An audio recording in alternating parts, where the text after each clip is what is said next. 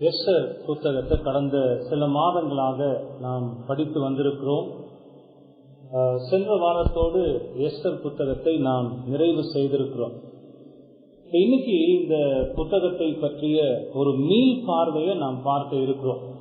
மீள் பார்வைன்னா இத்தனை காலங்களாக நாம என்னெல்லாம் பார்த்தோம், இந்த புத்தகத்தில் படித்தோம், இந்த புத்தகத்தில் நடந்த சம்பவங்கள் என்ன, அதெல்லாம் பற்றி திரும்பி பார்த்து ஒரு முடிவான ஒரு பிரசங்கமாக கன்க்ளூடிங் சர்மன் அதை சொல்லுவாங்க. அப்படி இந்த எஸ்தர் புத்தகத்துக்கான ஒரு முடிவு பிரசங்கம், இந்த எஸ்தர் புத்தகத்தை திரும்பி பார்த்து இதை முடிக்க போகிறோம். இந்த புத்தகம் கடவுளுடைய மீட்பின் செயலையும் அவருடைய மக்களை அவர் எப்படி பராமரித்து நடத்துகிறார் என்பதை விளக்குகிற ஒரு அற்புதமான புத்தகம்.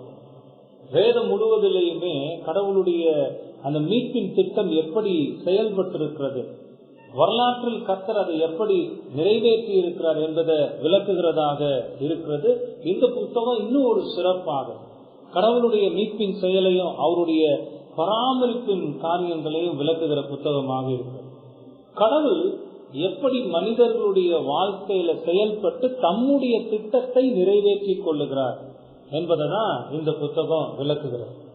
இதெல்லாம் நம்ம கடந்த மாதங்கள்ல பார்த்திருக்கிறோம். ஏறக்குறைய ஒரு 5 மாதங்களாக இந்த எஸ்தர் புத்தகத்துல நம்ம பயணித்து அந்த புத்தகத்துல சொல்லப்பட்டிருக்கிற சம்பவங்களை எல்லாம் நம்ம சிந்தித்திருக்கிறோம்.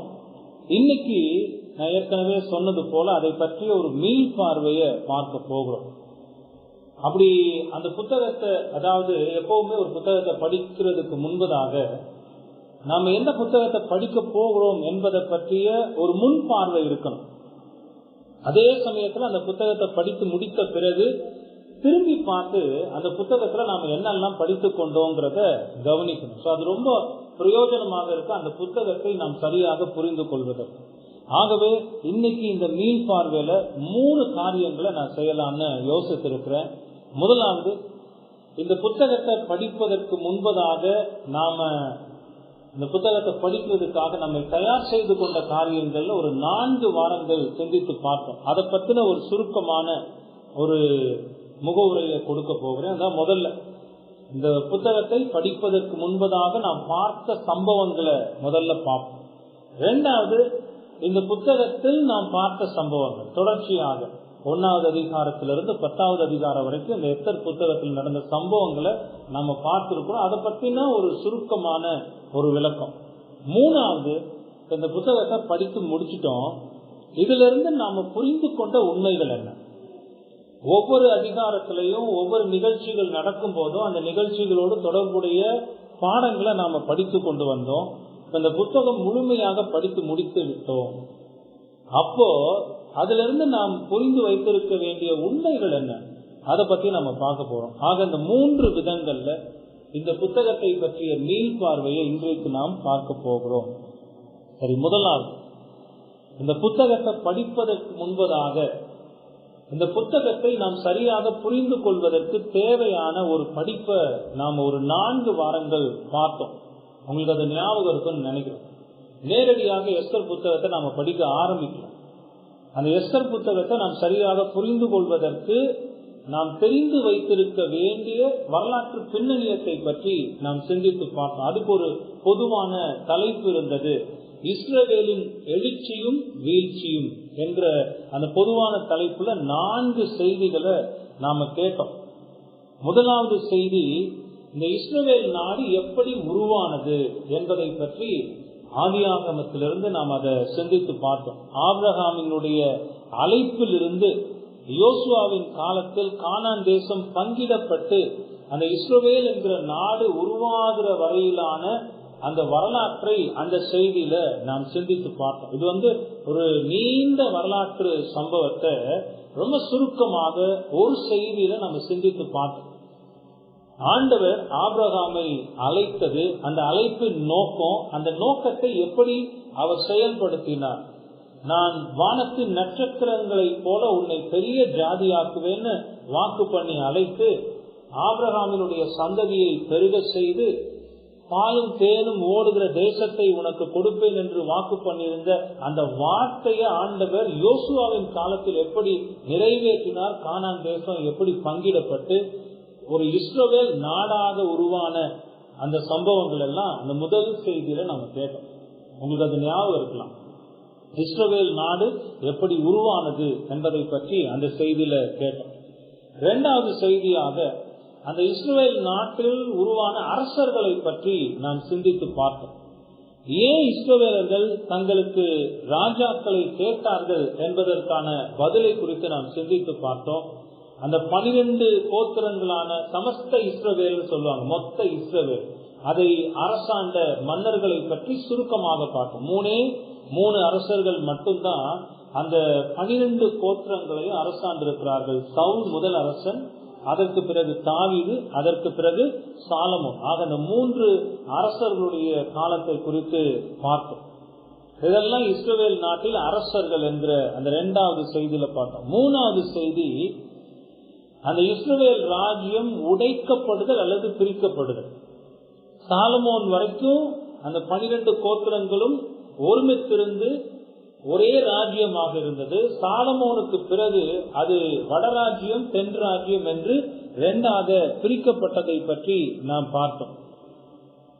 அதுல அரசர்கள் பற்றி, அதுல எப்படி மோசமாக அரசர்கள் நாட்டை நடத்தினார்கள் என்பதை பற்றிய வரலாற்று குறிப்புகள் எல்லாம் நம்ம பார்த்தோம். அந்த ராஜ்யம் எப்படி உடைக்கப்பட்டது, 10 கோத்திரம் 2 கோத்திரமாக பிரிக்கப்பட்டு போனதை நம்ம பார்க்கிறோம்.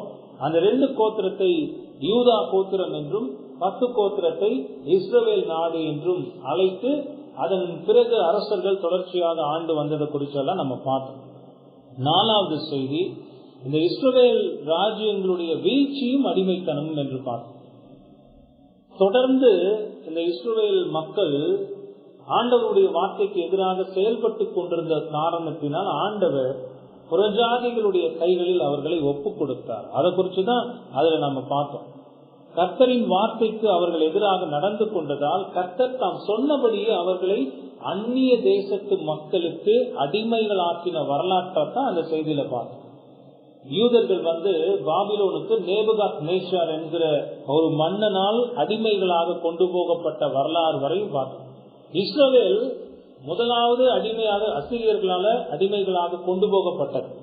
அதற்கு பிறகுதான் இந்த யூதா கோத்திரம் நேபுகாத் நேச்சாரால் அடிமைகளாக பாபிலோனுக்கு கொண்டு போகப்பட்டது. அதை பத்தின காரியங்கள் எல்லாம் பார்க்க இப்படி இந்த 4 தலைப்புகளின் கீழாக இந்த எஸ்தர் புத்தகத்தை படிக்கிறதுக்கு முன்பதாக இஸ்ரவேல் நாட்டினுடைய வரலாற்றை குறித்து நாம் சிந்தித்து பார்த்தோம். அந்த நாடு உருவான விதம், அந்த நாட்டில் அரசர்கள் ராஜாக்கள் ஏற்பட்ட விதம், அந்த ராஜ்யம் உடைக்கப்பட்டு பிரிந்து போன அந்த நிகழ்வு, அந்த ராஜ்யங்கள் எல்லாம் விழுந்து போய் அடிமைப்பட்டு போன காலம் வரைக்குமான இவைகள் எல்லாம் நம்ம சிந்தித்து பார்த்தோம். இதை முடிச்சுட்டு தான் இதனுடைய பின்னணியத்தை வச்சுட்டு தான் எஸ்தர் புத்தகத்தை படிக்க ஆரம்பிச்சோம். ஏன்னா இந்த எஸ்தர் புத்தகம் இப்படி அடிமைகளாக போன ஜனங்கள் கோரேஸ் மன்னனால் பாபிலோனிலிருந்து விடுவிக்கப்பட்டு அவங்க மறுபடியும் நாடு திரும்பின பிறகு ஒரு கூட்ட ஜனங்கள் தாங்கள் போயிருந்த அந்த பாபிலோன் தேசத்திலே இருந்து விட்டார். அப்ப நடந்ததுதான் அந்த எஸ்தர் புத்தகத்தினுடைய சம்பவம். ஆகவே அந்த எஸ்தர் புத்தகத்தை பத்தி நாம சரியா புரிந்து கொள்வதற்கு இவைகள் எல்லாம் நாம் அறிந்து வைத்திருக்க வேண்டும் என்று இவைகளை குறித்து நாம் பார்த்தோம். இதுதான் முதல்ல. இந்த புத்தகத்தை படிக்கிறதுக்கு முன்பதாக இந்த புத்தகத்தை படிப்பதற்கான தயாரிப்புல இந்த 4 செய்தியை கேட்டோம். 2வது அந்த புத்தகத்தை படிக்க ஆரம்பிச்சோம். ஒரு சில கேள்விகளை கேட்டு அந்த புத்தகத்தை படிக்க ஆரம்பிச்சோம். அதுல நம்ம முதல்ல கேட்ட கேள்வி, இந்த எஸ்தர் புத்தகத்தின் சம்பவங்கள் எப்பொழுது நடந்தன? பொதுவாகவே ஒரு புத்தகத்தை படிக்கும் போது ஒரு 4 கேள்வி கேட்கும். இந்த புத்தகத்தின் ஆசிரியர் யாரு, எப்பொழுது இந்த புத்தகம் எழுதப்பட்டது, யாருக்காக எழுதப்பட்டது, என்ன நோக்கத்தோடு எழுதப்பட்டது. இது ஒரு பொதுவான கேள்விகள். ஆனா நம்ம எங்க ஆரம்பிச்சோம்னா இந்த எஸ்தர் புத்தகத்தினுடைய சம்பவங்கள் எல்லாம் எப்ப நடந்தது என்பதுல இருந்துதான் ஆரம்பிச்சோம். இந்த புத்தகத்துல நடந்ததாக சொல்லப்பட்ட சம்பவங்கள் எல்லாம் ஏறக்குறைய கிமு 483 473 இடைப்பட்ட காலத்தில் நடந்திருக்கலாம் என்று வரலாற்று ஆசிரியர்கள் விளக்குகிறார்கள். பல ஆண்டுகளை நாம இதுல பார்த்தோம். அதுல வரலாற்று ஆய்வாளர்களுக்கு மத்தியிலையும் வேத விளக்க வல்லுநர்களுக்கு மத்தியிலையும் 1-2 வருடங்கள் சிறு வேறுபாடு காணப்படுகிறது அந்த காலங்களை கணக்கிடுகிறது. ஆனா பொதுவாக பார்க்கிற போது இந்த வருடங்களுக்குள்ளாக இவைகள் நடந்திருக்கலாம் என்று நம்பப்படுகிறது. கடைசியாக அந்த இஸ்ரவேலினுடைய வீழ்ச்சி, அவர்கள் அடிமைகளாக கொண்டு போகப்பட்ட அந்த செய்திகளுக்கு பிறகு தொடர்ந்து நடக்கிறதா இங்க பார்க்கணும். முதல்ல யார் அடிமையாக கொண்டு போகப்பட்டதுன்னா, வட பகுதியாக இருந்த இஸ்ரவேல் தான் அடிமைகளாக கொண்டு போகப்பட்டார்கள். யாரால்? அசீரிய மன்னனால் இஸ்ரவேலர்கள் கிமு 722 ஆண்டு அடிமைகளாக அசீரியாவிற்கு கொண்டு போகப்பட்டார்கள். இஸ்ரவேலினுடைய ஆட்சி அத்தோடு முடிந்து விட்டது. இஸ்ரவேலை கடைசியாக அரசாண்ட மன்னன் ஓசேயா, அவனுடைய காலத்துலதான் இந்த அடிமைப்படுதல் நடக்கிறது. அசீரியர்கள் வந்து இவர்களை அடிமைகளாக கொண்டு போய்விட்டார்கள். ஆனா தென் பகுதியாக இருந்த யூதா ராஜ்யம் இஸ்ரவேல் ராஜ்யத்தை விட கூடுதலாக 136 ஆண்டுகள் நீடித்திருந்தது.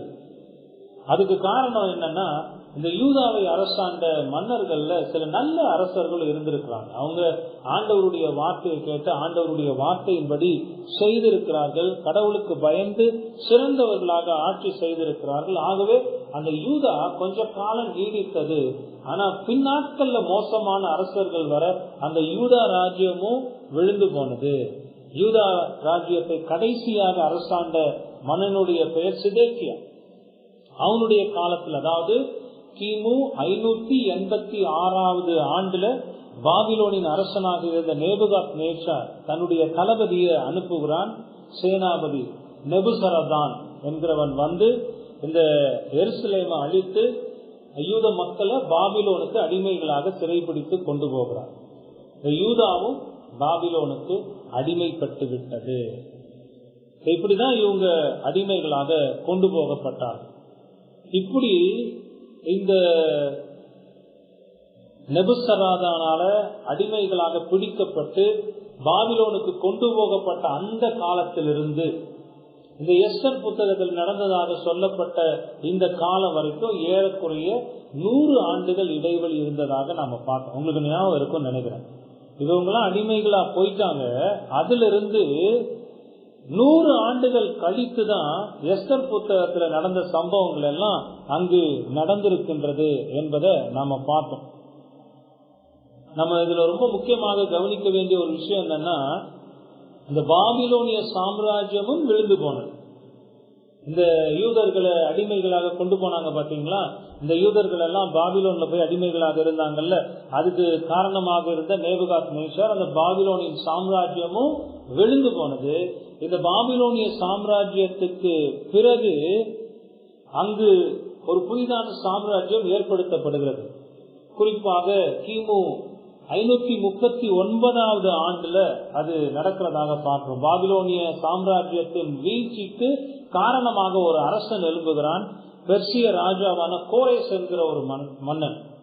அவன் பாபிலோனின் சாம்ராஜ்யத்தை வீழ்த்தி அரசன் ஆகிறான்.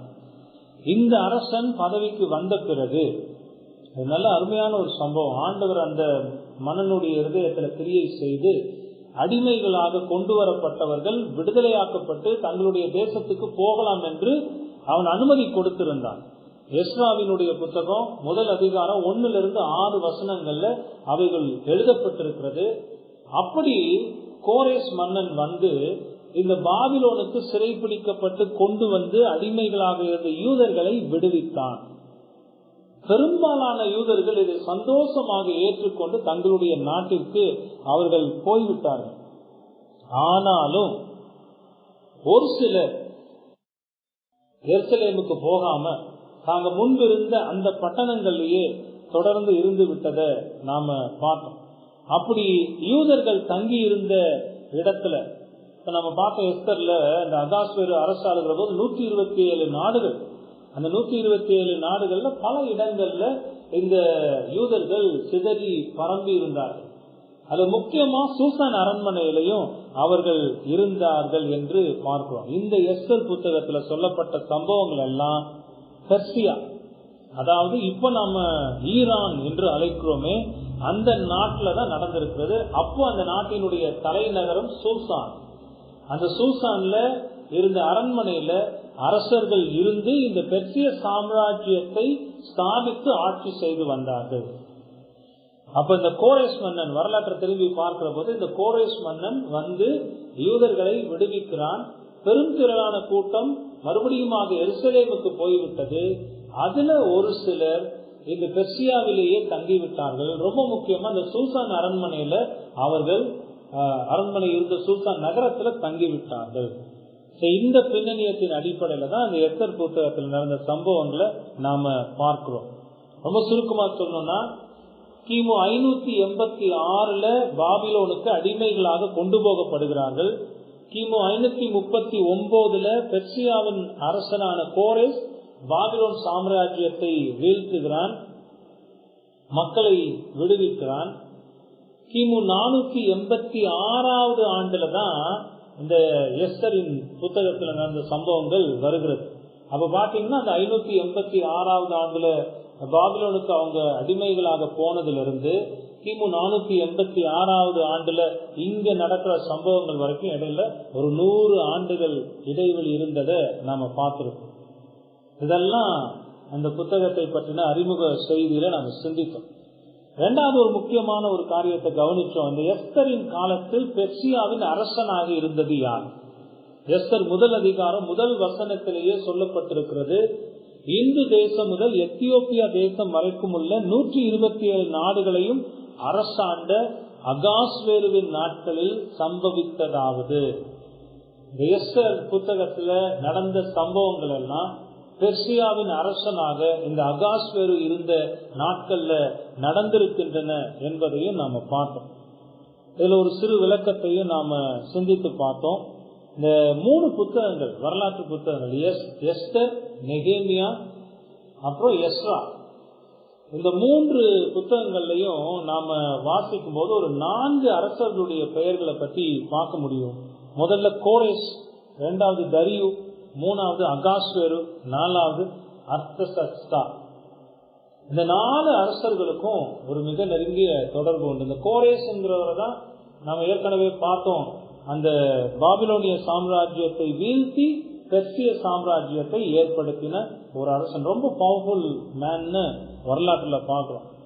அவனுக்கு பிறகு பெர்சியாவின் அரசனானது யாருன்னா தரியு.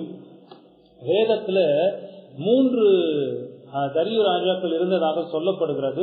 இங்க நாம பார்த்துக்கிட்டு இருக்கிற இந்த தரியு என்கிற மன்னன் கோரேஸ் மன்னனுடைய மகளான அட்டோசா அவளை திருமணம் செய்து கொண்டதின் காரணமாக பெர்சியாவின் அரசனாக இருந்திருக்கிறான் அப்படின்னு பார்த்தோம்.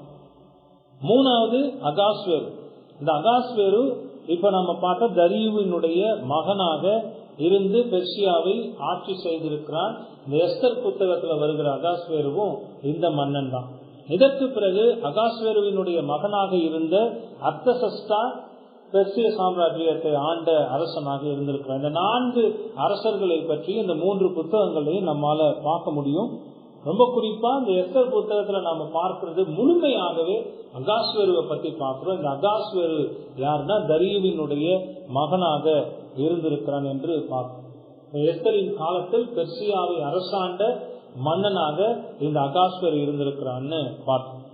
அதற்கு பிறகு சில அடிப்படையான கேள்விகளை கேட்டு இந்த புத்தகத்தை பார்த்தோம். முதலாவது இந்த புத்தகத்தின் தலைப்பை குறித்து சிந்தித்து பார்த்தோம். முழு வேதத்திலையும் பெண்களின் பெயரை புத்தகத்தின் தலைப்பாக கொண்டுள்ள 2 புத்தகத்துல இந்த புத்தகம் ஒண்ணுன்னு பார்த்தோம். முதல் புத்தகம் ரூத், இன்னொரு புத்தகம் இந்த எஸ்தர். ஏற்கனவே நாம ரூத்தையும் படித்து முடிச்சிருக்கிறோம். இது ரொம்ப ஒரு சிறப்பானது. ஆண்டவர் இந்த பெண்களுக்கு கொடுத்த இவர்களுடைய விசுவாசத்துக்கும் இவர்களுடைய துணிச்சலுக்கும் ஆண்டவர் கொடுத்த ஒரு பெரிய அங்கீகாரமாக இது பார்க்கப்படுகிறது. எஸ்தர் என்கிற பெயருக்கு நட்சத்திரம் என்று ஒரு அர்த்தம் இருக்கிறது. அதாவது இந்த பெர்சிய மொழியில, பாரசீகம்னு சொல்றோம்ல, அந்த மொழியில எஸ்தர் அப்படின்னா நட்சத்திரம் என்று அர்த்தம். ஆனா உண்மையிலேயே எஸ்தருடைய பெயர் என்னன்னா அத்சால். எஸ்தர் 2வது அதிகாரம் 7வது வசனத்துல அதை நாம பார்க்கிறோம். இந்த அத்சால் என்பதற்கு என்ன அர்த்தம்னா பசுமை மாறாத நறுமண மலர் செடி. அதான் எஸ்தர், அதாவது அத்தால் என்கிறதினுடைய அர்த்தமாக இருக்கிறதுன்னு பார்த்தோம். இந்த எஸ்தரை பத்தி எஸ்தர் புத்தகத்துல நம்ம பார்த்தது என்னன்னா, அந்த பெண் ரூபவதியும் சௌந்தரியம் உடையவளுமா இருந்தார். நான் பார்க்கும்போதே அதை சொல்லியிருந்தேன், அழகுனா அழகு, அவ்வளோ அழகு எஸ்தர். அதனாலதான் அகாஸ்வேருவினுடைய மனம் எஸ்தரின் பக்கமாக சாய்ந்து போனதுன்னு நம்ம பார்த்தோம். இந்த புத்தகத்தினுடைய தலைப்பு குறிச்சதெல்லாம் பார்த்தோம். ரெண்டாவது, இந்த புத்தகத்தை எழுதின ஆசிரியர் யார்? யார் இந்த புத்தகத்தை எழுதின ஆசிரியர் நமக்கு உறுதியாக தெரியாது. ஆனா பொதுவாக என்ன நம்பப்படுகிறதுனா, மொர்தெகாய் இந்த புத்தகத்தை எழுதி இருக்கலாம் என்று நம்பப்படுகிறது. அதுக்கு சில காரணமும் இருக்கு. ஏன்னா அந்த புத்தகத்தை நம்ம முழுமையாக படிச்சிருக்கிறோம். ஒரு மனுஷனுக்கு இந்த பெர்சியர்களின் பழக்க வழக்கங்கள் தெரியாமல் இருந்தா இப்படி எழுதியிருக்க முடியாதுன்னு பார்த்தோம். சூசான் அரண்மனையில நடந்திருக்கிற சம்பவங்களும் தெளிவாக தெரிந்திருக்க வேண்டும். அப்படி பார்க்கிற போது மொர்தெகாய் தான் இது எழுதியிருக்கிறதுக்கு வாய்ப்பு அதிகம். ஏன்னா சூசான் அரண்மனையில் நடந்த சம்பவங்கள் எல்லாம் துல்லியமாக எழுதப்பட்டிருக்கிறது. இந்த பெர்சிய சாம்ராஜ்யத்தினுடைய பல பழக்க வழக்கங்கள் இந்த புத்தகத்தில் எழுதப்பட்டிருக்கிறது. ஆகவே மொர்தெகாய் தான் இந்த புத்தகத்தை எழுதியிருக்கலாம் என்று நம்பப்படுகிறதுன்னு பார்த்தோம். சரி, எப்ப இந்த புத்தகம் எழுதப்பட்டது?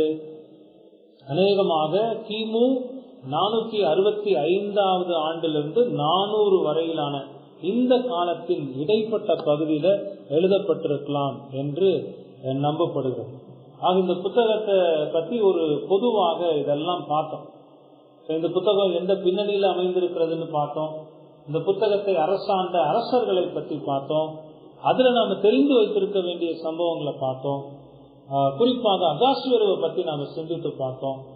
அதன் பிறகு இந்த புத்தகத்தினுடைய ஆசிரியர், எழுதப்பட்ட காலம், இதெல்லாம் பார்த்தோம். இதெல்லாம் இந்த 2வது காரியத்துக்குள்ள அடங்கி வருகிறது. இந்த எஸ்தர் புத்தகத்தை படிக்கிற போது ஆரம்பத்துல இதெல்லாம் பார்த்துட்டு அதன் பிறகு இந்த எஸ்தர் புத்தகத்தை 1வது அதிகாரத்திலிருந்து 10வது அதிகாரம் வரைக்கும் பல பகுதிகளாக பிரிச்சு படிச்சோம். சில நேரங்கள்ல முழு அதிகாரத்தையும் படிச்சோம். சில நேரங்கள்ல அந்த அதிகாரத்தின் ஒரு சிறு பகுதியை தேவைக்கேற்ப நம்முடைய புரிந்து கொள்வதற்கு வசதியாக அதை பிரிச்சு படிச்சிருக்கோம். இந்த புத்தகத்தை ஒரு கழுகின் பறவையின் பார்வையில பார்த்தோம்னா இந்த புத்தகத்துல என்னெல்லாம் அடங்கி இருக்கிறது ரொம்ப சுருக்கமா சொல்லணும்னா, அப்போ இந்த அகாஸ்வேரு அரசாண்டு கொண்டிருந்த அந்த 127 நாடுகளையும் சிதறி இருந்த யூதர்களுக்கு ஒரு பெரிய ஆபத்து வருகிறது. அந்த ஆபத்துக்கு ஒரு மனிதன் காரணமாக இருக்கிறான். அந்த மனிதன் யார்? ஏன் அந்த ஆபத்து வந்தது? என்ன ஆபத்து வந்தது? அந்த ஆபத்திலிருந்து அந்த ஜனங்கள் எப்படி பாதுகாக்கப்பட்டார்கள்? அவர்கள் அந்த ஆபத்திலிருந்து தப்பின பிறகு செய்த நிகழ்ச்சிகள் என்ன? இதெல்லாம் தான் இந்த எஸ்தர் புத்தகத்தில் உள்ளடக்கமாக நாம பார்த்தோம். ஆரம்பத்திலேயே முதல் அதிகாரத்துல அங்க சூசான் அரண்மனையில் நடந்த ஒரு நிகழ்ச்சியை நம்ம பார்த்தோம். இந்த அகாஸ்வேரு தன்னுடைய எதிரிகளை வீழ்த்துவதற்காக ஒரு திட்டம் போடுகிறான். அப்போ இந்த 127 நாடுகளில் இருந்த ராஜாக்கள், அதிபதிகள், முக்கியமான தலைவர்கள், அவர்கள் எல்லாம் சூசானுக்கு வரவழைத்து ஒரு மிகப்பெரிய விருந்து செய்கிறார். அந்த விருந்து செய்கிற போது தன்னுடைய ராஜ்யத்தினுடைய ஆடம்பரத்தை வந்தவங்களுக்கெல்லாம் காண்பிக்கிறான். நான் எவ்வளவு வல்லமை மிகுந்தவனாக, எவ்வளவு செல்வ செழிப்பு மிகுந்தவனாக இருக்கிறேன் பாருங்கள் என்று வந்தவங்க எல்லாம் பார்த்து ஆச்சரியப்படுகிற விதத்துல அந்த காரியத்தை செய்து கொண்டிருக்கிறான்.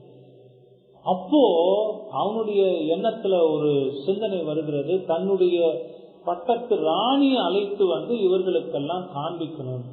அப்படி தன்னுடைய ராணிய அழைக்கிறார். அப்போ ராணியாக இருந்தது வஸ்தி. அரசனுடைய அந்த பேச்சுக்கு எதிர்ப்பு தெரிவித்து நான் வரமாட்டேன் என்று வஸ்தி சொல்லிவிட்டதையும், அதன் காரணமாக வஸ்தி ராணி என்கிற பட்டத்திலிருந்து இறக்கப்பட்டதையும் நாம் சிந்தித்து பார்த்தோம். முதல் அதிகாரத்துல நாம பார்த்தோம்.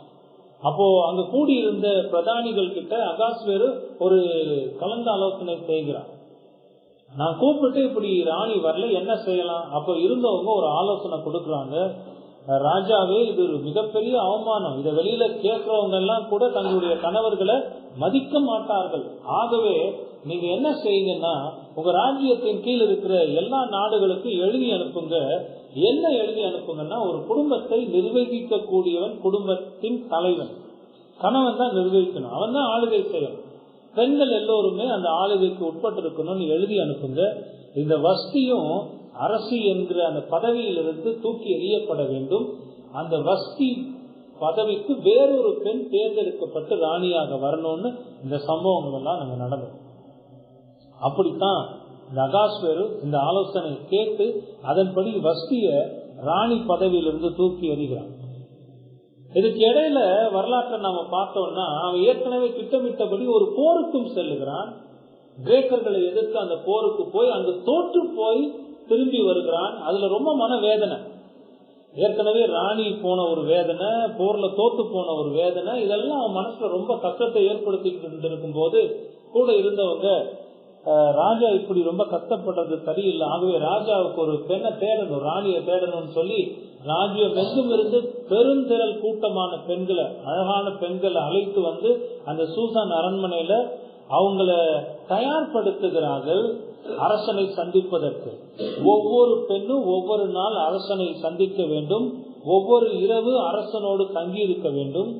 அரசனுக்கு எந்த பெண் பிடித்திருக்கிறதோ அந்த பெண்ணை அந்த பெர்சிய சாம்ராஜ்யத்தின் அரசியாக, வஸ்தி இருந்த அந்த பதவியில அரசியாக அமர்த்தலாம் என்ற அந்த செயல்கள் எல்லாம் 2வது அதிகாரத்தில் நடக்கும். இங்கதான் ஒரு 2 பேர் அறிமுகப்படுத்தப்படுகிறார்கள். ஒருத்தனுடைய பெயர் மொர்தெகாய், இன்னொரு பெண்ணுடைய பெயர் எஸ்தர். இந்த மொர்தெகாய் அந்த பெர்சிய சாம்ராஜ்யத்தின் தலைநகரமாக இருந்த சூசான் அரண்மனையில ஒரு முக்கியமான பதவியில இருந்த ஒரு மனிதன். அவளுடைய மகளாக அவள் வளர்த்து கொண்டிருந்த பெண் தான் எஸ்தர். அப்ப இந்த மொர்தெகாய் என்ன நினைக்கிறான்னா, எஸ்தரை அரசிக்கான அந்த தேர்வு நடந்து கொண்டிருக்கல அந்த பெண்களோடு அனுப்பிவிட்டு அந்த ராணி ஆக்குவதற்கான செயல்கள்ல அவன் ஈடுபடுகிறான். அப்படி எஸ்தரும் மொர்தெகாயினுடைய பேச்சை கேட்டு கீழ்ப்படிந்து அரண்மனைக்குள்ள போகிறத குறித்து நாம பார்த்தோம். எஸ்தருக்கும் சுத்திகரிப்புக்கான காரியங்கள்லாம் கொடுக்கப்படுகிறது. அந்த பெண்கள் எல்லாம் பராமரிக்கிறவனுடைய கண்கள்ல எஸ்தருக்கு ரொம்ப சிறப்பு கிடைச்சது. ஒவ்வொரு நாளும் ஒவ்வொரு பெண்கள் போகிறார்கள். எஸ்தரும் அகாஸ்வேருவை சந்திக்க போன அந்த நேரத்தில் அகாஸ்வேருவுக்கு எஸ்தரை ரொம்பவும் பிடித்து போய்விட்டது. ஆகவே எஸ்தர் ராணியாக பதவி ஏற்றம் செய்யப்படுகிறார். பாருங்க, இதெல்லாம் இதுக்கு பின்னாடி ஆண்டவருடைய செயலை நம்ம பார்த்து கொண்டே இருக்கோம். கர்த்தருடைய பெயர் இங்கு இல்லாமல் இருக்கிற தவிர கர்த்தருடைய செயல் ஒவ்வொரு வசனத்திலும் இருக்குன்னு நம்ம பார்த்து வந்தது போல, அடிமையாக கொண்டு போகப்பட்ட எஸ்தர் இப்ப அரசியாக உயர்த்தப்பட்டு விட்டார். இந்த சந்தர்ப்பத்துலதான் அந்த சூசான் அரண்மனையில ஒரு நிகழ்ச்சி நடக்குது. ஒரு 2 பேர் திட்டம் போடுறாங்க. என்ன திட்டம் போடுறான்? பிக்தான் மற்றும் பேரேசுன்னு அவங்களுடைய பேர். அரசனை கொலை செய்வதற்கான ஒரு திட்டத்தை போடுறாங்க. இது மொர்தெகாய்க்கு தெரிய வருகிறது. மொர்தெகாய் அரசியாக இருந்த தன்னுடைய மகளாக தான் வளர்த்து கொண்ட எஸ்தர் மூலமாக இந்த செய்தியை அரசனுக்கு தெரிவிக்கிறார். அரசன் அதை கேள்விப்பட்டு விசாரிக்கிறான். விசாரிக்கிற போது இந்த பிக்தானும் பேரேசும் தன்னை கொலை செய்ய தேடினது உண்மைதான்றதை கண்டுபிடிக்கப்பட்டு அவர்களுக்கு தண்டனை வழங்கப்படுகிறது. இந்த நிகழ்ச்சிகள் எல்லாம் ராஜாவினுடைய நடபடி புத்தகங்கள்ல எழுதப்படுகிறது. கிங்ஸ் டைரின்னு நம்ம பார்த்தோம்னா அதுல எழுதப்படுகிறது. ஆனா மொர்தெகாய்க்கு அப்ப எந்த ஒரு கௌரவமும் செய்யப்படவில்லை. இதெல்லாம் நடந்து முடிகிற போது பரிசுத்த ஆவியானவர் இன்னொரு மனிதனை அங்கு அறிமுகப்படுத்துகிறார். அவன் பேரு ஆமான். அவனை அறிமுகப்படுத்துகிற போது அவன் யூதர்களினுடைய சத்ரு, எதிரி, விரோதி. அவன் ஒரு ஆகாகியன். அவனை குறித்து நாம சிந்தித்து பார்த்தோம். பல தடவை இந்த எஸ்தர் புத்தகத்தை பார்க்கும் போதே சிந்தித்து பார்த்தோம். இந்த ஆகான் இந்த யூதர்களை வெறுக்கிறதுக்கு என்ன காரணம்? குறிப்பாக மொர்தெகாயை எதிர்க்கிறதுக்கு என்ன காரணம்? அரண்மனையில ராஜாவுக்கு அடுத்த நிலையில இந்த ஆகான் உயர்த்தி வைக்கப்படுகிறான். எல்லோருமே இந்த ஆமான வணங்குகிறார்கள், பணிகிறார்கள். ஆனா மொர்தெகாய் மட்டும் இந்த ஆமான வணங்க மாட்டேன் என்று சொல்கிறார். அதுக்கான காரணங்களும் நாம சிந்தித்து பார்த்தோம். இது அவனுக்குள்ள எரிச்சலை அதிகப்படுத்துது, கோபத்தை அதிகப்படுத்துது. அவன் வீட்டுக்கு போறான். தன்னுடைய நண்பர்கள் மனைவியோட அவன் டிஸ்கஸ் பண்ணும்போது அவங்க ஒரு ஆலோசனை கொடுக்குறாங்க. ஒரு தூக்கு மரத்தை செய்து இந்த மொர்தெகாயை அந்த தூக்கு மரத்துல தொங்க விட்டுற வேண்டியதுதான். இதான் அவங்க கொடுத்த ஆலோசனை. இது ஆமானுக்கு ரொம்ப பிடிச்சிருக்கவே அடுத்த நாள் காலையில அவன் அரசனை சந்திக்க போகிறான். இங்க இருந்துதான் நிறைய ட்விஸ்டிங்ஸை நாம பார்த்தோம். இவ்வளவு நேரம் ரொம்ப ஸ்லோவா போய்கிட்டு இருந்த கதை படு வேகமாக செயல்பட ஆரம்பிச்சதை நம்ம பார்க்கலாம். எந்த இரவுல இந்த ஆமான் தன்னுடைய வீட்டுல நண்பர்களோடும் மனைவியோடும் மொர்தெகாயினுடைய அழிவையும் யூதர்களுடைய அழிவையும் பற்றி ஒரு திட்டத்தை தீட்டி கொண்டிருந்தார்களோ, அதே இரவுல அரசனாகிய அகாஸ்வேருக்கு தூக்கம் வரல. அவன் தூக்கம் வரலன்னும் போது அவன் என்ன செய்கிறான், ஒரு நடன நாட்டியத்தை பார்த்தோ, ஒரு கதா காலட்சேபத்தை பார்த்தோ, ஒரு பாட்டை கேட்டோ, அல்லது வேற ஏதோ கலைகள்ல தன்னுடைய நேரத்தை செலவழிக்காம தன்னுடைய டைரியை எடுத்து வாசிக்க சொல்லுங்க. அப்படி வாசிக்கிற போது மொர்தெகாய் அரசனுக்கு செய்த அந்த ஒரு நன்மை சொல்லப்படுகிறது. அப்ப அரசன் கேட்கிறான், இதுக்கு மொர்தெகாய்க்கு ஏதாவது செஞ்சாங்களா? ஒண்ணுமே செய்யப்படலன்னு சொன்ன உடனே அகாஸ்வேருக்கு அது அந்த நேரத்துல இருதயத்துல ஒரு பெரிய ஸ்பார்க் ஆயிடுச்சு.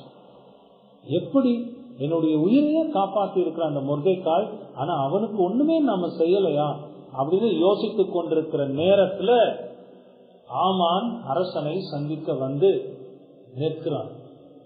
அப்ப அரசன் கேட்கிறான், ராஜா கனம் பண்ண விரும்புகிறவனுக்கு என்ன செய்யப்பட வேண்டும்? ஏற்கனவே ஆமான் ஒரு சிந்தனையோடு வருகிறான், மொர்தெகாயை தூக்குல போடணும். அதுக்கான மரம் எல்லாம் செஞ்சு ரெடி பண்ணி வச்சுட்டு தான் இங்க வர்றான். அரசன் இந்த கேள்வியை கேட்ட உடனே ஆமானுக்கு ரொம்ப பெரிய சந்தோஷம் வந்துருச்சு. என்ன தவிர ராஜா யார கனம் பண்ண போகிறார்னு சொல்லி அவன் ஒரு பெரிய லிஸ்ட் கொடுக்குறான்.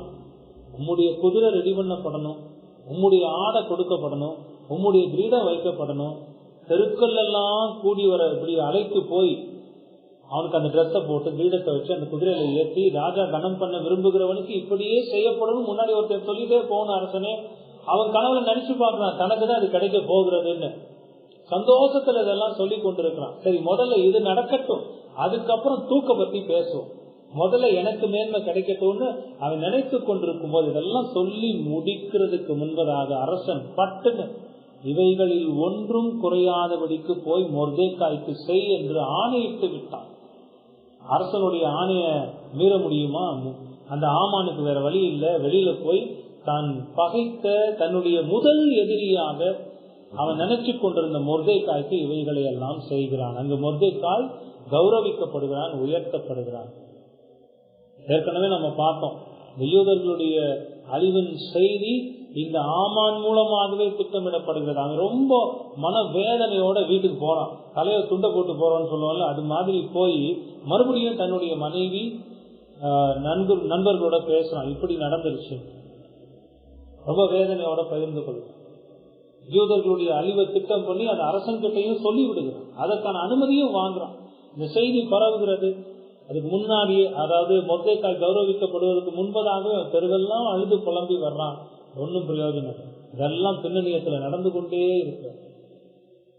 அப்ப மொர்தெகாய் ஒரு செய்தியை சொல்லி அனுப்புகிறான் எஸ்தர் கிட்ட, எப்படியாவது நம்முடைய ஜனங்கள் அழிவிலிருந்து மீட்கப்படுவதற்கான செயலில் ஈடுபடு. எஸ்தர் சொல்லுகிறாள், அரசன் அழைத்தால் தவிர என்னால் அரசனை சந்திக்க போக முடியாது.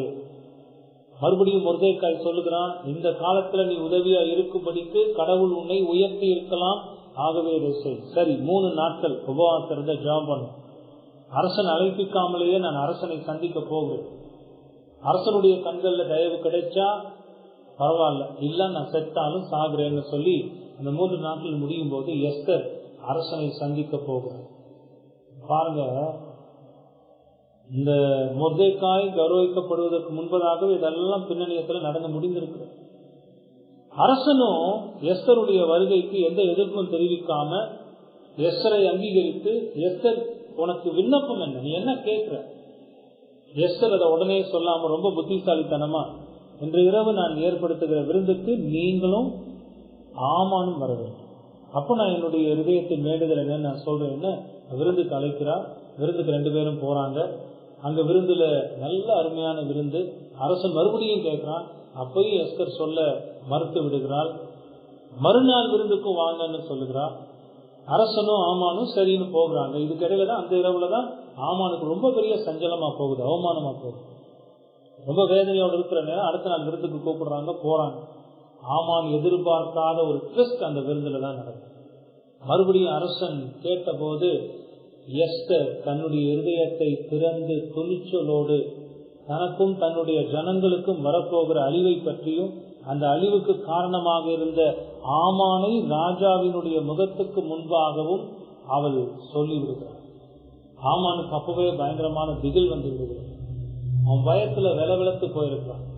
அரசன் ரொம்ப கோபத்துல எழுந்து தோட்டத்துக்கு போயிருக்கும் போது இந்த ஆமான் அரசியின் இடத்துல கெஞ்சுகிறான், உயிர் பிச்சை கேட்கிறான். உயிர் பிச்சை கேட்கறது மட்டும் இல்ல, அரசன் தோட்டத்துல இருந்து திரும்பி வருகிற போது அவன் அரசியினுடைய மெத்தையில் விழுந்து கிடக்கிறதை பார்த்து, நான் இருக்கும் போதே என்னுடைய அரசிக்கு எதிராக செயல்படுகிறாயா, பலவந்தம் பண்ண பார்க்கிறாயா என்று கர்ஜித்து சொன்ன உடனே இந்த ஆமானுடைய முகத்தை மூடி போட்டு விட்டார்கள். அங்கிருந்தவர்கள் சொன்னதின்படி ஆமான் மொர்தெகாய்க்கு செய்த தூக்கு மரத்தில் அவனை தூக்கி போட்டார்கள்னு பார்க்கணும். எஸ்தர் அரசனிடத்துல கேட்டு இந்த யூதர்களுக்கு அழிவு என்று அனுப்பப்பட்ட அந்த கடிதத்தை மாற்றி போடும்படிக்கு செய்து மொர்தெகாயை அழைத்து, அரசன் மொர்தெகாயை உயர்த்துகிறான், எஸ்தர் அறிமுகப்படுத்தி வைக்கிறான். ஒரு கடிதம் எழுதப்பட்டு நாடுகளுக்கெல்லாம் கொடுத்து அனுப்பப்படுகிறது. முதல்ல அழிவின் செய்தியை கேட்டு துன்பப்பட்ட அந்த யூதர்களுக்கு இப்ப ரொம்ப சந்தோஷமான செய்தி வருகிறது. குறிக்கப்பட்ட அதே நாள் ஆதார் மாதம் 13ஆம் தேதி, ஆதார் மாதம் 12வது மாதம் 13ஆம் தேதி இந்த யூதர்கள் அழிக்கப்படணும்னு தீர்மானிக்கப்பட்ட அதே நாள்ல யூதர்களுடைய சத்துருக்கள் அழிக்கப்பட வேண்டும் என்ற செய்தி போகிறது. அது நடந்தும் முடிகிறது. அதை ஒரு பண்டிகையாக கொண்டாடுகிறார்கள். சூசான் அரண்மனையில மட்டும் 2வது நாள் 14வது நாள் எஸ்தருடைய விண்ணப்பத்தின்படி மறுபடியும் அங்கு ஒரு அழிக்கப்படுதல் செயல் நடக்கிறது. ஆக இந்த சூசான்ல இருந்தவர்கள் மட்டும் 2 நாள் அந்த பண்டிகையை கொண்டாடினாங்க. அந்த பண்டிகைக்கு பெயர் பூரீம். ஏன் பூரீம் என்ற பெயர் அந்த பண்டிகைக்கு வைக்கப்படுகிறதுனா, அது ஒரு நினைவு கூறுதலின் பண்டிகை. பூர் என்கிற சீட்டை தான் இந்த ஆமான் போட்டு அந்த நாளை குறித்தான்.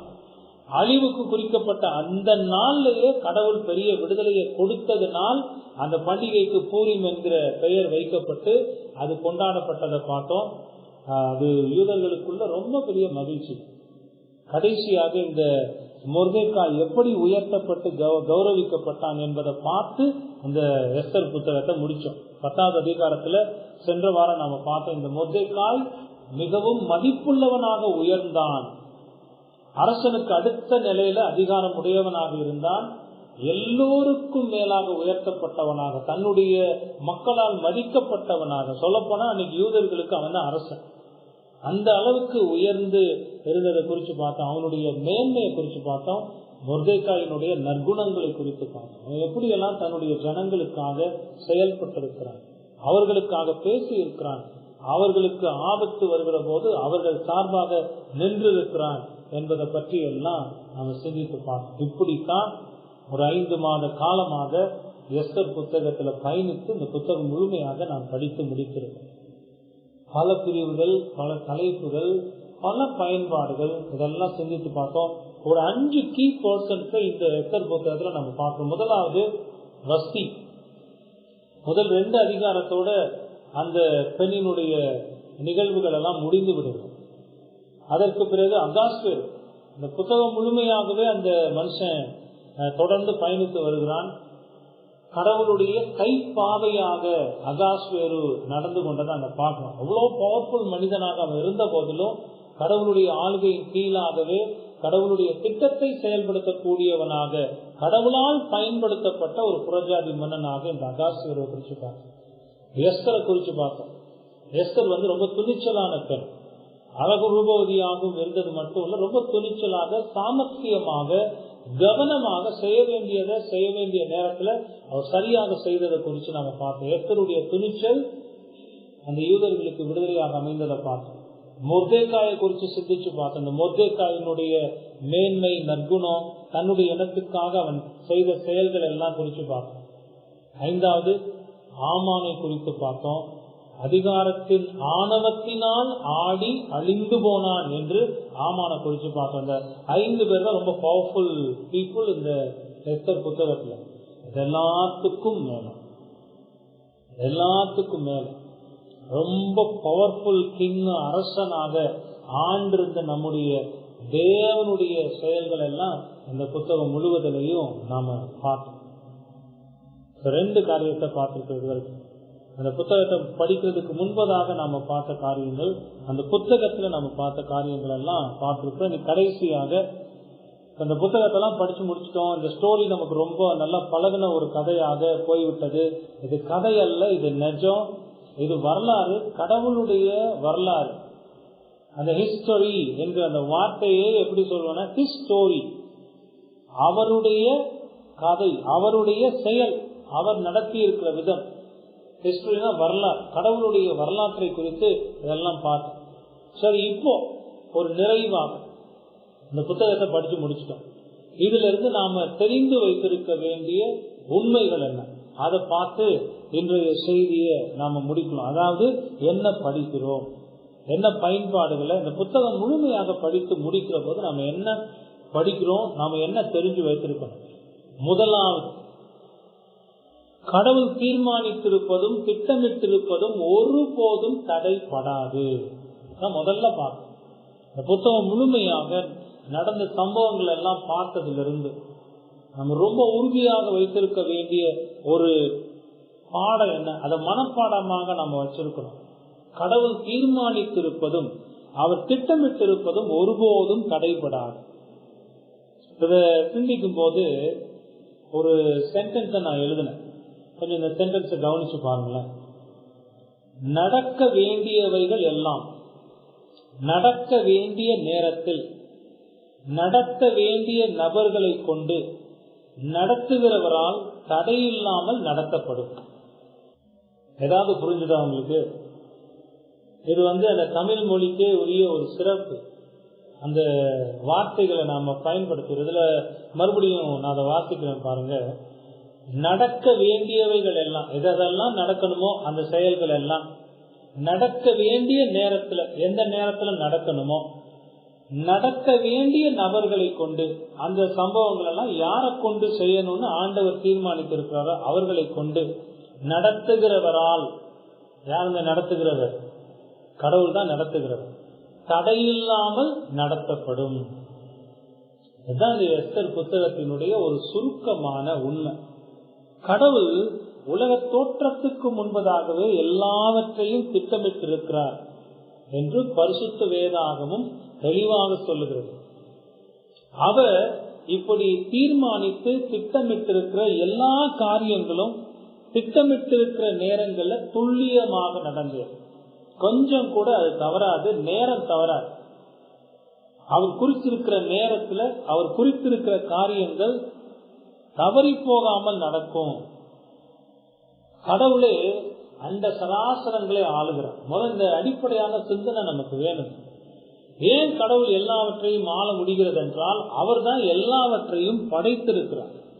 அவருடைய ஆளுகைக்கு மிஞ்சி ஒன்றும் நிற்பதில்லை. அவருடைய ஆளுகையினால் அவர் தீர்மானித்திருப்பதை எல்லாம் அவர் வல்லமையோடு செய்து கொண்டிருக்கிறார். பவர்ஃபுல் கிங், மைட்டி கிங்னு நம்முடைய ஆண்டவரை பற்றி வேதம் சொல்லுது. அவர் தேவர்களுக்கெல்லாம் தேவன், தேவாதி தேவன், எல்லா அதிகாரங்களுக்கும் மேற்பட்ட கர்த்தாதி கர்த்தா. அவர் ராஜாதி ராஜா, அதான் அவருடைய நாமம். அவர் தீர்மானித்து திட்டமிட்டிருக்கிற செயல்கள் எல்லாம் நிச்சயமாக நடந்தேறும். அதுதான் எஸ்தர் புத்தகத்துல நாம பார்த்திருக்கோம்.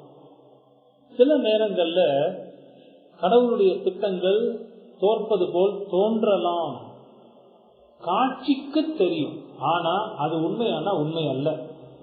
இப்ப இந்த எஸ்தர் புத்தகத்திலே கடவுளுடைய மக்கள் எல்லாம் அழிக்கப்படுவதை போன்று ஒரு தோற்றம் இருந்தாலும் கடவுள் தன்னுடைய திட்டத்தையே அங்கு செயல்படுத்தினார். ஆமானுடைய திட்டம் யூதர்கள் முழுமையாக அழிக்கப்பட வேண்டும். அது ரொம்ப தீவிரத்தோட அவன் செயல்படுத்துகிறான். ஆனா ஆமானுக்கு தெரியாது, என்னுடைய திட்டம் நடக்காது, எனக்கும் மேல் அதிகாரத்தில் உள்ளவர் ஒரு திட்டமிட்டு இருக்கிறார், அந்த திட்டமே நடக்கும். அந்த திட்டத்தை தான் ஆண்டவர் செயல்படுத்தி முடித்திருக்கிறதை இந்த புத்தகத்துல நாம பார்க்கிறோம். ஆமானின் திட்டம் அல்ல, தன்னுடைய திட்டமே நிறைவேறும் என்று ஆண்டவர் செய்து காட்டி இருக்கிறத இந்த புத்தகத்துல பார்க்கிறோம். நேரடியாக இல்லாம கடவுளுடைய செயல்கள் எல்லாம் மறைவாக நடந்து முடிந்திருக்கிறது. அவர் தான் அதெல்லாம் செய்து முடித்திருக்கிறார். ஆக முதலாவது படிக்கிறது, கடவுள் தீர்மானித்து திட்டமிட்டிருக்கிறது ஒருபோதும் தடைபடாது. அன்னைக்கு வரலாற்றில் நடந்த அந்த சம்பவங்கள் மட்டும் இல்லை, இன்னைக்கு உங்களுடைய என்னுடைய வாழ்க்கையில என்னென்ன எந்தெந்த நேரத்துல நடக்கணும்னு ஆண்டவர் திட்டமிட்டு இருக்கிறார், அது நடக்கும். அது ஒருபோதும் தவறாது. உலக தோற்றத்துக்கு முன்பதாகவே தேவன் அவைகளை எல்லாம் தீர்மானித்திருக்கிறார், முன்குறித்திருக்கிறார், திட்டமிட்டிருக்கிறார், ஆணையிட்டிருக்கிறார். ஆகையால் அவைகள் எந்த தடையும் இல்லாமல் நடந்தேறும். இதை நாம புரிந்து கொண்டு நடக்கின்ற அந்த நிகழ்ச்சிகளுக்கு மத்தியில கடவுளே இவைகளை எல்லாம் செய்து கொண்டிருக்கிறார் என்பதை புரிந்து கொண்டு, அது நன்மையானாலும் நாம துன்பங்களை அனுபவிக்கிற ஒரு காலகட்டமாக இருந்தாலும் கடவுளுடைய திட்டம் என்னுடைய வாழ்க்கையில் நடந்து கொண்டிருக்கிறது என்பதை புரிந்து கொண்டு செயல்படுகிற போது நம்ம ஆண்டவருக்கு முன்பாக விசுவாசமாக வாழ்வோம். இது புரியாத போதுதான் மனப்பதற்றம் வரும், தேவையில்லாத குழப்பங்கள் வரும், வாழ்க்கையே ஒரு சமாதானம் இல்லாம போகும். துன்பங்களின் நிமித்தம் வருகிற சமாதானத்தை விட மன நிம்மதி, கடவுளோடு சரியான உறவு இல்லாமல் வருகிற சமாதானமின்மை இருக்கு பார்த்தீங்களா, அது ரொம்ப கஷ்டம். ஆனா இந்த புரிதல் உங்களுடைய இதயத்தில் இருந்தா ஆண்டவர் இவைகளை எல்லாம் நிச்சயமாக நன்மைக்கு எதுவாக செய்து கொண்டிருக்கிறார் என்பதை புரிந்து கொள்ள முடியும். ஆகவே இதை முதல் பாடமாக உங்க ஹிருதயத்துல உறுதிப்படுத்திக் கொள்ளுங்கள். இரண்டாவது என்ன படிக்கிறோம்? கடவுள் சொல்லிய வார்த்தைகள் நிச்சயம் நிறைவேறும், ஒண்ணு கூட தவறாது. ஏற்கனவே வரலாற்றை நாம பார்க்க போது அவர் அமலேக்கியரை நான் பகை தீர்ப்பேன் என்று அவர் சொல்லியிருந்தார். 9வது அதிகாரத்துல அதான் பார்த்தோம். கர்த்தரின் பகை தீர்க்கும் நியாயத்திற்கு அவர் அன்னைக்கு சொன்னதை இன்றைக்கு இந்த எஸ்தர் புத்தகத்தில் செய்து முடித்திருக்கிறார். அவர் சொல்லியும் செய்யாதிருப்பாரோ, அவர் வசனித்தும் நிறைவேற்றாதிருப்பாரோன்னு வேதம் சொல்லுது இல்லையா? அது மாதிரி கடவுள் தன்னுடைய வார்த்தையை அங்கு நிறைவேற்றி இருக்கிறார். அவர் வார்த்தை தவறாதவர், வார்த்தை மாறாதவர். அவர் சொல்லிய எல்லா வார்த்தைகளும் துல்லியமாக நிறைவேறும். வரலாற்றை திரும்பி பார்க்கிறோம், நிறைவேறி இருக்கிறது, இப்பவும் நிறைவேறி கொண்டிருக்கிறது, இனி நிறைவேற போகிறது. ஆண்டவர் இனி என்ன சொல்லி இருக்கிறார்? இந்த உலகத்தை நியாயம் தீர்க்க நான் வருவேன் என்று சொல்லி இருக்கிறார். அதுவும் நிச்சயமாக நடைபெறும். ஆண்டவருடைய மக்கள் அதான் எதிர்பார்த்து காத்திருக்கிறோம். கர்த்தாவே உம்முடைய நாள் வரட்டும், அந்த நாள்ல உம்மை சந்திக்கிறதற்கு என்னை தகுதிப்படுத்தும், உம்மை சந்தித்து உம்மோடு நான் அந்த ரட்சிப்பின் ஆனந்தத்தின் நிறைவை கொண்டாட உதவி செய்யும். இது கடவுளுடைய மக்களுடைய எதிர்பார்ப்பு. அதே சமயத்துல இந்த ஆண்டவர் அறியாதவங்க இருந்தீங்கன்னா உங்க காதை கொடுத்து நல்லா கேளுங்க. இவ்வளவையும் சொல்லி நிறைவேற்றி இருக்கிற அதே தேவன் தான் சொல்லி இருக்கிறார், இந்த உலகத்தை நியாயம் தீர்க்க நான் வரப்போகிறேன். இந்த நியாய தீர்ப்பு நாள் ஒரு பயங்கரமான நாளாக இருக்க போகிறது கடவுளை அறியாத மனிதர்களுக்கு. நீங்க கடவுளை அறியாம இருக்கிறவங்க கொஞ்சம் சிந்திச்சு பாருங்க, உங்களுடைய நிலை ரொம்ப பயங்கரமா இருக்க போகுது. ஆகவே ஒவ்வொரு செய்தியிலையும் கேட்கிற மாதிரி உங்க இதயத்துல பாவத்துக்கு இடம் கூடாம இப்ப பாவத்தை குறித்து உணர்ந்து மனம் திரும்பி ஆண்டவராகிய இயேசு கிறிஸ்துவ விசுவாசிங்க. கர்த்தாவே எனக்கு உதவி செய், உம்முடைய ரட்சிப்பை எனக்கு தாரும், நான் பாவி என்பதை உணர்கிறேன், என் பாவத்திலிருந்து மனம் திரும்புவதற்கு உங்களுடைய ரட்சிப்பை அனுபவிப்பதற்கு உதவி செய்யணும்னு நீங்க கேட்டு வரணும். இந்த நாள்ல வரணும். ஆண்டவருடைய வருகை எப்பன்னு யாருக்குமே தெரியாது. அவர் வருவதற்கு முன்பதாக அவருடைய ரட்சிப்பை நீங்கள் பெற்றுக்கொள்ள இதுவே தருணம். ஆண்டவர் இந்த அழைப்பை கொடுக்கிற போது உங்க பாவத்திலிருந்து மனம் திரும்பி வாங்க.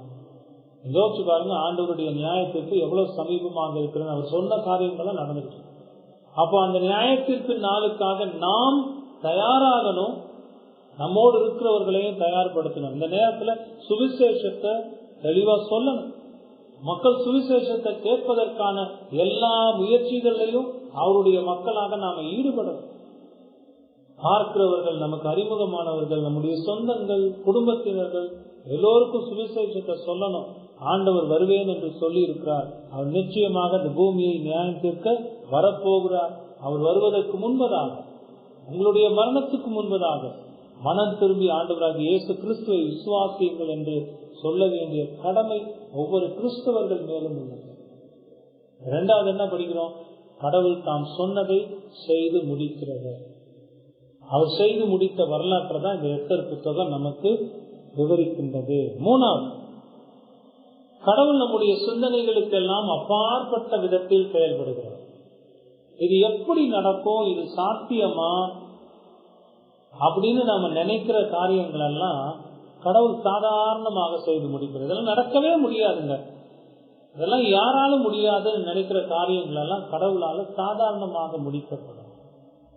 மனிதனால் இது கூடாததுதான், தேவனால் கூடாதது ஒன்றுமில்லைன்னு வேதம் சொல்லுகிறது போல அந்த யூதர்களுக்கு நியமிக்கப்பட்ட அந்த அழிவில் இருந்து அவர்களை பாதுகாப்பதற்காக ஆண்டவர் அற்புதமாக செயல்பட்டிருக்கிறார். இந்த ஆமானுக்கு தெரியாது இந்த பட்டத்து அரசி ஒரு யூத பெண் என்று. பார்த்தோமா இல்லையா? அது எத்தனை பெரிய அதிர்ச்சி அவனுக்கு கொடுத்திருக்கும்னு யோசிச்சு பாருங்க. அப்போ இவன் நினைத்து கொண்டிருந்தான், ஆமான் நான் தான் ரொம்ப உயர்ந்த பதவி, அரசனுக்கு அடுத்த நிலையில நான் இருக்கிறேன், என் பேச்ச தட்டவே முடியாது, நிச்சயம் நடக்கும்னு. ஆனா அவனுக்கே தெரியாம ஆண்டவர் அரசியாக எஸ்தரை கொண்டு, ஒரு யூத பெண்ணை கொண்டு வைத்து தன்னுடைய திட்டத்தை செயல்படுத்துகிறார். ஆமானுடைய பேச்சு எஸ்தருடைய பேச்சுக்கு முன்பாக செல்லா காசாக போய்விட்டது. மறைவான வழிகளில் கடவுள் செயல்படுகிறார். எஸ்தர் ஒரு யூத பெண் என்று கேட்ட போதே ஆமானுடைய இதயம் உடஞ்சு போகும். அதெல்லாம் நம்ம சிந்தித்து பார்த்தோம். அப்ப கடவுள் ரொம்ப அதிசயிக்கத்தக்க விதத்துல செயல்படுகிறவர், நம்முடைய சிந்தனைகளுக்கெல்லாம் அப்பாற்பட்ட விதத்தில் செயல்படுகிறார். பாருங்க, நம்முடைய மூளெல்லாம் ஒரு குறுகிய எல்லைக்குள்ளதான் சிந்திக்க முடியும். நம்முடைய தேவன் எல்லையற்ற தேவனை ஒரு எல்லைக்குள்ள வாழ்கிற நம்மாலெல்லாம் புரிந்து கொள்ள முடியாது, அவருடைய செயல்களை சிந்திக்க முடியாது. ஆண்டவர் அப்படி செயல்படுகிறார். அப்படித்தான் இந்த எஸ்தர் புத்தகத்துல செயல்பட்டிருக்கிறார். அதை நம்ம பார்த்திருக்கோம். சிந்தனைகளுக்கு எல்லாம் அப்பாற்பட்ட விதத்தில் செயல்படுகிற தேவன். நாலாவது, அவர் தம்முடைய மக்களை பாதுகாக்கிறவர். ஒருபோதும் தம்முடைய மக்களை கைவிடுகிறவர் அல்ல. எவ்வளோ பெரிய ஆபத்து எதிர்ப்புகள் எல்லாம் அவர்களெல்லாம் அழிந்து போகக்கூடிய நிலைமை கூட வரலாம். அப்படிதான் இங்க யூதர்களுக்கு வந்தது. ஆனா கடவுள் ஒருபோதும் தம்முடைய மக்களை கைவிடுகிறதில்லை, அவர்களை நெகிழ விடுகிறதில்லை. தம்முடைய மக்களை பாதுகாக்கிறவராக எப்பொழுதும் தேவன் அவர்களோடையே இருக்கிறார் என்பதை உணர்த்துகிற ஒரு அருமையான புஸ்தகம் தான் இது எஸ்தர். இதெல்லாம் நம்ம பார்க்கும்போது நமக்கு ரொம்ப சந்தோஷமா இருக்கும்.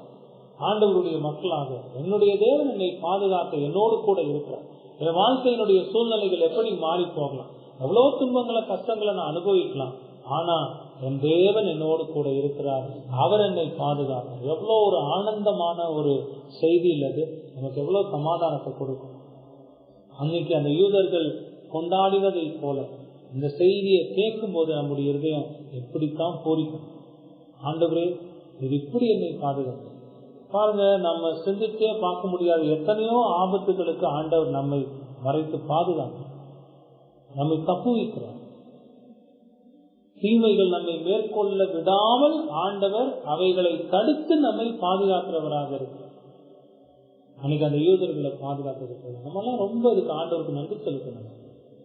எனக்கு ஒரு ஆபத்துமே இல்லையே, நான் ரொம்ப சந்தோஷமா சமாதானமா தான் வாழ்ந்துட்டு இருக்கேன்னு நினைக்காதீங்க. அந்த ஆபத்துகள் எல்லாம் உங்களை தொட விடாம, உங்களை அண்ட விடாம உங்களை பாதுகாக்கிறவராக இந்த தேவன் இருக்கிறார்.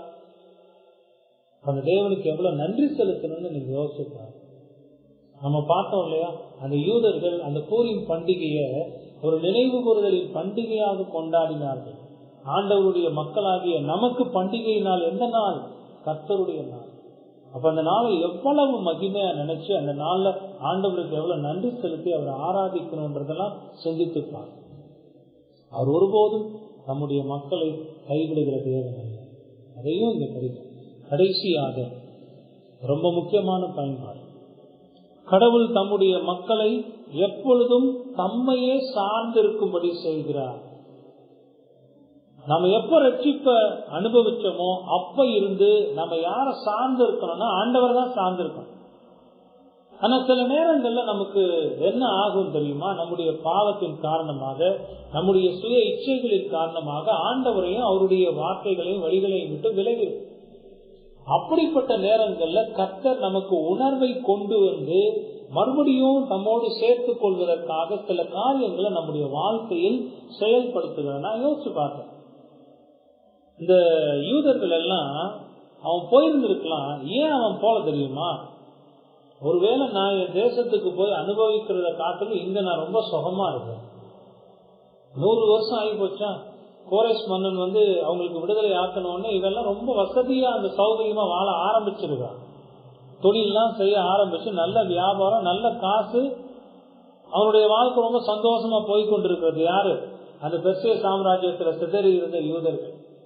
ஒருவேளை அவன் கடவுளை நினைக்காம இருந்திருக்கலாம், கடவுளுக்கு உண்மையை ஆராதனை செய்யாம இருந்திருக்கலாம், தங்களுக்கு விடுதலையை கொடுத்த ஆண்டவரை தேடாம இருந்திருக்கலாம், தன்னுடைய பட்டணத்துக்கு போகாம இருந்திருக்கலாம், அங்க போய் அந்த ஆராதனை முறைமைகள் எல்லாம் அவன் செய்யாம இருந்திருக்கலாம், தேவாலயத்தை நாடாம தேடாம ஆராதனைகளை ஈடுபடாம கூட ரொம்ப கொழுத்து போய் இருந்திருக்கலாம்.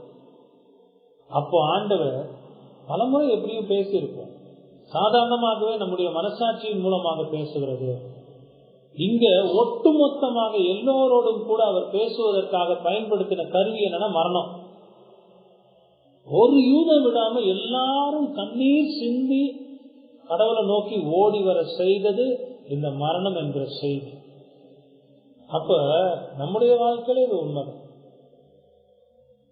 ஆண்டவர் நமக்கு செய்திருக்கிற நன்மைகள் எல்லாம் நினைக்காம இருதயம் கொழுத்து போய் அவரையும் அவருடைய வழிகளையும் விட்டு நமக்கு பிரியமானவைகளை செய்ய ஓடி வாழ்கிற போது ஆண்டவர் என்ன செய்கிறார்? நம்மை மறுபடியுமாக அவரோடு சேர்த்துக் கொள்வதற்காக சில காரியங்களை அனுப்புகிறார்.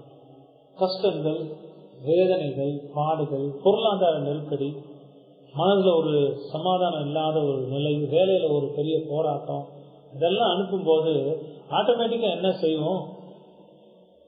யோசிச்சு பார்ப்போம். என்ன, ஏன் திடீர்னு ரொம்ப சந்தோஷமா தானே இருந்தேன், ஏன் திடீர்னு இதெல்லாம் நடக்குது? அப்ப அந்த யோசிக்க வர்றதுக்கு காரணமே இது. இது இல்லைன்னா யோசிக்க மாட்டேன். கெட்டகுமார யோசிச்சு பார்த்தான் பாருங்க, பன்னிக்கு நடுவில் உட்காந்துட்டு பன்னி திங்கிற தவுட்டை திங்கலான்னு நினைக்கும் போது அது கூட கிடைக்கல. அப்படி ஒரு மோசமான நிலைமைக்கு போன பிறகு அவன் யோசிச்சு பார்க்கணும், என் நிலைமைக்கு என்ன காரணம்? எங்க அப்பா கூட இருக்கும்போது நான் எப்படி இருந்தேன், இன்னைக்கு நான் இப்படி வந்துட்டேன்.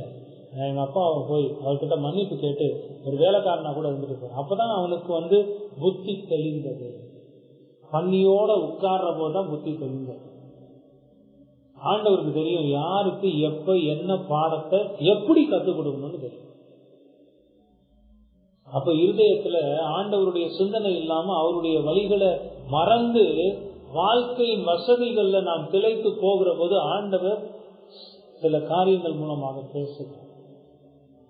சில சிக்ஷைகள், சில துன்பங்கள் இதெல்லாம் வருகிற போது ஆண்டவரை நோக்கி பார்த்து மறுபடியுமாக, அது நம்முடைய நன்மைக்காக, நம்மை அழிப்பதற்கல்ல, அவரை விட்டு நம்மை விரட்டுவதற்கல்ல, மறுபடியுமாக நம்மோடு அவர் நம்மை சேர்த்துக் கொள்வதற்காக இவற்றையெல்லாம் செய்கிறார். அப்படிதான் அந்த யூதர்களுடைய வாழ்க்கையில் எனக்கு செய்திருக்கு. இந்த பூரிம் பண்டிகை இன்னைக்கு வரைக்கும் கொண்டாடப்படுகிறது. நீங்க யூடியூப் எடுத்து பார்த்தீங்கன்னா அந்த பூரிம் பண்டிகையை அந்த யூதர்கள் எப்படி கொண்டாடுகிறார். அது இன்னைக்கு ஒரு கேளிக்கையின் பண்டிகையாக கொஞ்சம் வித்தியாசமா போயிடுச்சுன்னு வைங்களேன். அதனுடைய அர்த்தம் புரியாம அது ஒரு கேளிக்கையின் பண்டிகையாக கூட போய்கிட்டு. ஆனா உண்மையிலேயே இதை உணர்ந்து உணர்வு பூர்வமாக தேவனுடைய வல்லமையான செயல்களை நினைச்சு பயத்தோடு நடுக்கத்தோடும் ஆண்டவருக்கு நன்றி செலுத்துகிறவர்களும் இன்னைக்கு இருக்கதான் செய்யறாங்க. ரெண்டு கூட்டத்தையும் பார்க்கணும். ஆக ஆண்டவர் தம்முடைய மக்களை எப்பொழுதுமே தம்மை சார்ந்திருக்கும்படி செய்கிறார். இந்த மக்கள் உணர்வற்றவர்களாக போகிற போது அவர்களுக்கு உணர்வை கொண்டு வந்து மறுபடியும் தம்மோடு சேர்த்துக் கொள்ளுகிறவராக. அதெல்லாம் இந்த எஸ்தர் புத்தகத்துல நாம பார்த்து முடித்திருக்கோம். எவ்வளவு பிரயோஜனம் உள்ள ஒரு புத்தகம் பாருங்க, எத்தனை பயன்கள் யோசிப்பாங்க. இதெல்லாம் நம்ம சிந்திக்காம விட முடியுமா?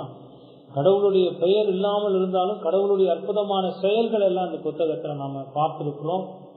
ஆணவத்தில் ஆடி அழிந்து போன ஆமான பார்த்திருக்கிறோம். அவன்கிட்ட இருந்து நிறைய பாடங்களை கத்துக்கொண்டிருக்கிறோம். எஸ்தர் கிட்ட இருந்து எத்தனை ஒரு பெண்மணியாக இருந்து எத்தனை துணிச்சலோடு, எத்தனை ஞானத்தோடு, விவேகத்தோடு, சந்தர்ப்ப சூழ்நிலைகளுக்கு ஏற்ற விதத்துல செயல்பட்டதுல இருந்து பாடங்களை கற்றுக்கொண்டிருக்கிறோம். மொர்தெகாயினுடைய மதிப்பு நற்குணத்தை பத்தி பார்த்தோம். அவன் எவ்வளவு உயர்த்தப்பட்டிருந்த போதும் தன்னுடைய ஜனங்களுக்கு அவன் எவ்வளவு உண்மை உள்ளவனாக இருந்தாங்கிறதெல்லாம் சிந்தித்து பார்த்தோம். அதெல்லாம் எவ்வளவு பெரிய பாடங்கள் நமக்கு. இதெல்லாம் படிச்சுதான் அந்த எஸ்தர் புத்தகத்தை நான் நிறைவு செய்யணும். கடைசியாக இந்த புத்தகத்தை முடிக்கும் போது இதெல்லாம் பார்த்து நான் முடிக்கும். ஒரே வார்த்தையில சொல்லணும்னா, கடவுள் தம்முடைய மீட்பின் திட்டத்தை வரலாற்றில் தொடர்ந்து செய்து கொண்டிருக்கிறார். அவருடைய செயலின் ஒரு பகுதியை தான் இந்த எஸ்தர் புத்தகத்தின் மூலமாக நாம் பார்த்திருக்கிறோம். அன்றைக்கு கர்த்தர் காப்பாற்றின இந்த யூத ஜனங்களின் வழியாகத்தான் மேசியாவாகிய இயேசு கிறிஸ்துவும் வந்து ஜனங்களை அவர்களுடைய பாவத்திலிருந்து மீட்பதற்கான செயல்களை செய்து முடித்திருக்கிறார். அன்னைக்கு அந்த ஜனம் விடுதலை பெற்றுச்சு. வார்த்தைகளை கேட்டுக்கொண்டிருக்கிற நீங்க இன்னும் உங்க பாவத்திலிருந்து விடுதலை அடையாம இருந்தா ஆண்டவராகிய இயேசு கிறிஸ்து விடுவார். மனம் திரும்பி வாங்க, அவர் உங்களுக்கு ரட்சிப்பை கொடுக்கிறார். இதோடு இந்த எஸ்தர் புத்தகத்துக்கான முழு செய்தியையும் நாம் நிறைவு செய்கிறோம். தொடர்ந்து இந்த வார்த்தைகளை சிந்திங்க. ஆண்டவருடைய வார்த்தைகளை ஆசீர்வதிக்கட்டும். ஜெபம்.